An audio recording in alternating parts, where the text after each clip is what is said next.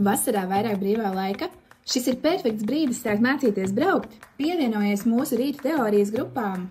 Tāpēc, ka tas ir tas laiks, kad skolniekiem ir kaut kādi brīvlaiki, nav skola, viņi var pa dienu nākt, jo vakari pēc skolas noguruši treniņi, nodarbības, aktīviem jauniešiem. Vasarā tagad, dienas nodarbības viņiem ir ļoti piemērot. Nenogurst, vēl ir puslīdz moži un uztver labāk varbūt. Tu vasaras laikā, principā, var nokārtot teoriju un paralēli arī vēl braukšanu. Jā, teorija pilnīgi noteikti, braukšana kā jau katram pašam paveiksies. Kāds tās spējas un prasmes katram būs. Nāk arī 17-gadīgi cilvēki jau laicīgi mācīties. Jā, tāpēc, ka viņiem tulīt būs tie 18, un gribās jau ar to kāju reiz kā ir 18, tā durvis vaļā mašīnā iekšā. Tas ir normāli, tāpēc tā jādara.